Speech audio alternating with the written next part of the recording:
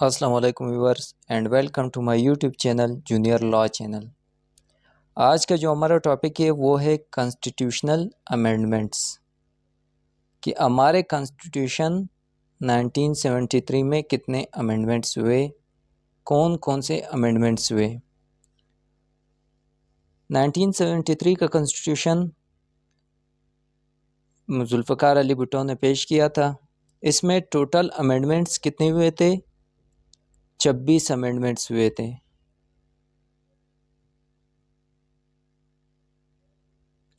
26 amendment इसमें हुए थे और इसमें जो पहले सात अमेंडमेंट्स वो किसके दौर में हुए थे? जुल्फ़िकार अली भुट्टो के दौर में ही हुए थे। जब ये कॉन्स्टिट्यूशन 1973 को पास हुआ था तो किसने पास किया था? इसको किसने पेश किया था? जुल्फ़िकार अली भुट्टो ने। तो पहले 7 अमेंडमेंट्स जो थे वो जुल्फ़िकार अली भुट्टो के दौर हुकूमत में ही हुए थे। तो इसमें कौन कौन से अमेंडमेंट्स हुए उसकी तरफ आते हैं। जो सबसे पहला अमेंडमेंट है वो थे refined boundaries and remove references. जब ये कॉन्स्टिट्यूशन पास हुआ तो इससे पहले 1971 में क्या हुआ था? बांग्लादेश हमसे अलग हुआ था।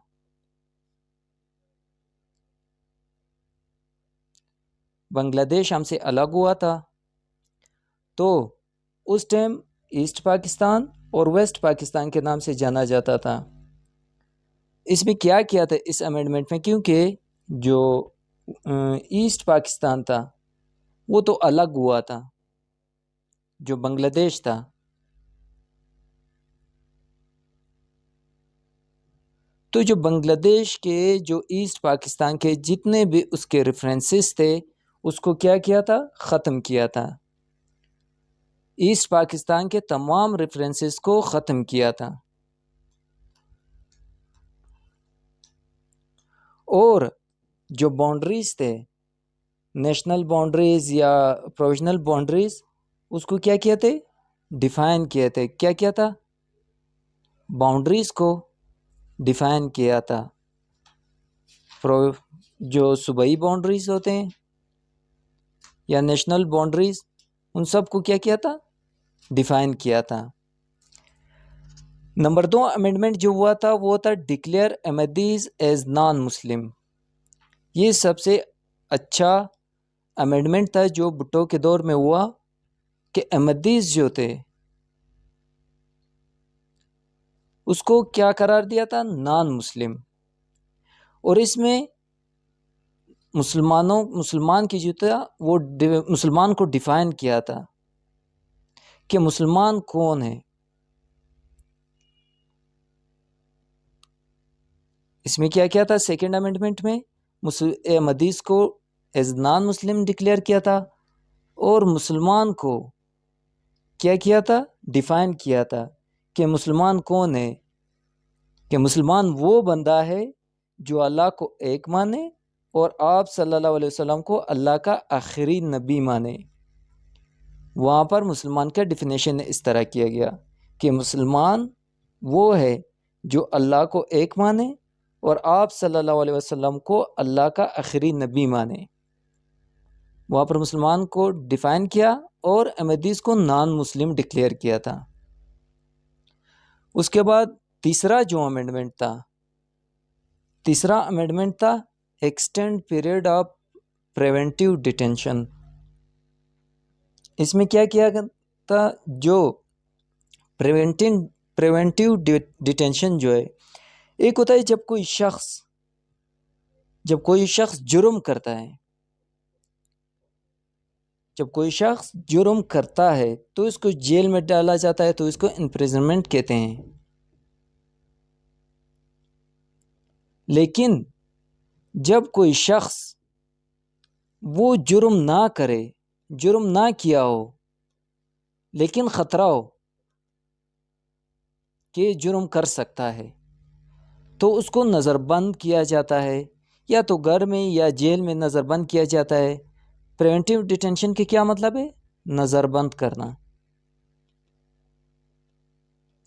या जेल में उसको नज़रबंद किया जाता है, या तो घर में उसको या किसी भी जगह उसको नज़रबंद किया जाता है उस जुर्म को रोकने के लिए। उसको क्या कहते हैं? Preventive detention. तो यहाँ पर जो पीरियड था उसको एक्सटेंड किया था। जो दौरानिया था नज़रबंद का, जो दौरानिया प्रिवेंटिव डिटेंशन का था, उसको क्या किया था? एक्सटेंड किया था नंबर 3 अमेंडमेंट में। और नंबर 4 अमेंडमेंट क्या था? Bail in preventive detention and additional seats for minorities. इसमें क्या किया था? जो हाई कोर्ट होते हैं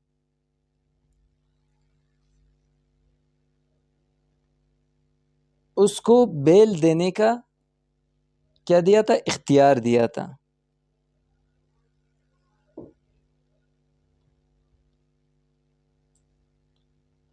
कि जो हाई कोर्ट होते हैं वो बेल दे सकते हैं हाई कोर्ट प्रिवेंटिव डिटेंशन में। जो हाई कोर्ट होते हैं उसको ये इख्तियार दिया था कि वो बेल दे सकते हैं। बेल देने का इख्तियार हाई कोर्ट को दिया गया था। और माइनॉरिटीज़ जो है, माइनॉरिटीज़ को मतलब एडिशनल सीट्स रिज़र्व किए थे पार्लियामेंट में। पार्लियामेंट में उसको एडिशनल सीट्स दिए गए थे माइनॉरिटीज़ को। एडिशनल सीट्स दिए गए थे पार्लियामेंट में। उसके बाद आते हैं नंबर 5 पे। नंबर 5 पे क्या था? Widened scope of restriction of high court. Number 5 पे हाई कोर्ट पे कुछ रिस्ट्रिक्शंस लगाए थे, कुछ पावर्स को कम किया गया था। रिस्ट्रिक्शन लगाए थे और पावर्स को क्या किया था? कम किया था। और जो हाई कोर्ट है उनको मतलब अपने सूबों तक, कुछ अपने सूबों तक महदूद किया था कि किस हाई कोर्ट के पास कितना पावर है। इसमें हाई कोर्ट पे कुछ रिस्ट्रिक्शंस लगाए थे और कुछ पावर्स कम किए थे नंबर 5 अमेंडमेंट में। नंबर 6 पे है रिटायरमेंट एज ऑफ जजेस of high court and supreme court. जो हाई कोर्ट के जज हैं उसके जो एज है उसको फिक्स किया गया था कि कितना फिक्स होगा। हाई कोर्ट का जज के जो उम्र होगा वो 62 साल होगा और सुप्रीम कोर्ट का जो जज होगा उसका एज कितना होगा? 65 साल। ये फिक्स किया गया था नंबर 6 अमेंडमेंट में। नंबर 7 पे आता है vote of confidence for prime minister. जो प्राइम मिनिस्टर है वो रेफरेंडम करवा सकता है। नंबर 7 अमेंडमेंट में बताया है कि जो प्राइम मिनिस्टर है वो रेफरेंडम करवा सकता है और वोट ऑफ कॉन्फिडेंस ले सकता है आवाम से डायरेक्ट। वोट ऑफ कॉन्फिडेंस ले सकता है आवाम से डायरेक्ट। नंबर 7 अमेंडमेंट ये हुआ था। और नंबर 8 जो है, number 8 amendment insertion of article 58(2)(b। इसमें क्या हुआ था? इसमें जब भुट्टो की हुकूमत, जुल्फ़िकार अली भुट्टो की हुकूमत को किसने ख़त्म किया था? ये 7 अमेंडमेंट्स जो थे ये तो भुट्टो के दौरे हुकूमत में हुआ था। उसके बाद भुट्टो का हुकूमत ख़त्म हुआ था। जुल्फ़िकार अली भुट्टो की जो हुकूमत थी वो ख़त्म हुआ था। किसने ख़त्म किया था? ज़ियाउल हक ने। ज़ियाउल हक ने 3rd माशाल्लाह जब लगाया, 3rd माशाल्लाह कब लगा? 5 जुलाई 5 जुलाई 1977 को जब 3rd माशाल्लाह लगा तब क्या हुआ था? जुल्फ़िकार अली भुट्टो की क्या हुआ था? हुकूमत को ख़त्म किया गया था। और कॉन्स्टिट्यूशन जो था, constitution for the first time ये क्या हुआ था, सस्पेंड हुआ था, एब्रोगेट नहीं हुआ था, ये सस्पेंड हुआ था। तो इसके बाद इसने क्या किया था, ये एब्रोगेट नहीं हुआ था।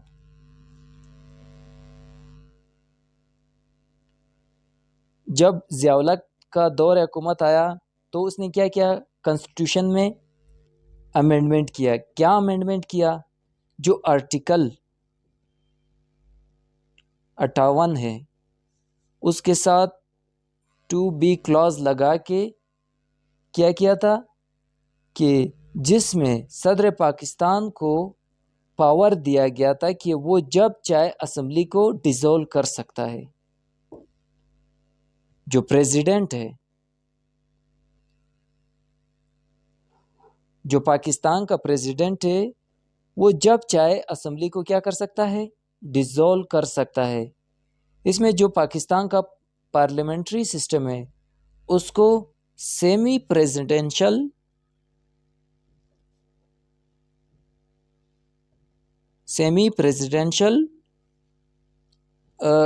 फॉर्म ऑफ गवर्नमेंट बताया था। इसको चेंज किया था सेमी प्रेसिडेंशियल में। पार्लियामेंट्री सिस्टम को क्या किया था, सेमी प्रेसिडेंशियल सिस्टम में चेंज किया था। मतलब इसमें जो पावर्स थे वो किसके फेवर में गए थे, मतलब ज़्यादा पावर्स किसके फेवर में गए थे, प्रेसिडेंट के पास। ये था आर्टिकल 8th अमेंडमेंट, जिसमें इसको प्रेसिडेंट को ये इख्तियार दिया था कि जब चाहे वो असेंबली को डिसॉल्व कर सकता है। आते हैं नंबर 9 की तरफ। 9th अमेंडमेंट क्या था, sharia will be the supreme law of land. शरिया का जो कानून है, शरीयत का जो कानून है वो क्या होगा, supreme law of the land होगा। शरिया का कानून क्या होगा, पाकिस्तान का सुप्रीम लॉ होगा। शरिया का कानून क्या होगा, पाकिस्तान का सुप्रीम लॉ होगा। लेकिन ये अमेंडमेंट जो था वो पास नहीं हुआ था, पेंडिंग में, अभी तक पेंडिंग में ही है। क्योंकि जब इस 8th अमेंडमेंट के बाद, उसके बाद क्या हुआ, ये अमेंडमेंट जो sharia will be the supreme law of the land, ये ज़ियाउल हक साहब ने किया था। तो उस टाइम ये दोनों हाउसेस से पास नहीं हुआ था, ये पेंडिंग में। क्योंकि उस टाइम ज़ियाउल हक ज़ियाउल हक साहब था वो क्या हुआ थे, शहीद हुए थे। तो ये पास नहीं हुआ था, ये पेंडिंग में ही चला गया था। तो नंबर 9th अमेंडमेंट जो था वो था कि sharia will be the supreme law of the land. Number 10 जो है, 10th अमेंडमेंट क्या था, interval between sessions of national assembly. जो नेशनल असेंबली के सेशंस थे उसको क्या किया था, फिक्स किया था इंटरवल इसके बीच में। जो नेशनल असेंबली के इजलास होते हैं, अब एक इजलास और दूसरे इजलास के बीच में कितना टाइम होगा, इनके दरमियान में कितना वक्फा होगा, वो फिक्स किया था कि इसके जो दरमियान जो इस सेशन के दरमियान जो वक्फा होगा वो 13 दिन होगा। नंबर 10th अमेंडमेंट में क्या था, interval between session of national assembly. इसमें फिक्स किया था जो एक इजलास और दूसरे इजलास के दरमियान जो वक्फा होगा वो 13 दिन का होगा, इसको फिक्स किया गया था। इससे कम हो सकता है लेकिन ज़्यादा नहीं, 13 दिन से ज़्यादा नहीं होगा, इसको फिक्स किया था कि 13 दिन ही होगा। ये था जो कॉन्स्टिट्यूशनल अमेंडमेंट्स थे उसका पार्ट नंबर 1, जिसमें हमने 10 अमेंडमेंट्स देखे। इंशाल्लाह पार्ट नंबर 2 में हम बकाया अमेंडमेंट्स देखेंगे। ये थे कॉन्स्टिट्यूशनल डेवलपमेंट्स जो कि 1973 के कॉन्स्टिट्यूशन में हुए थे। Thank you so much.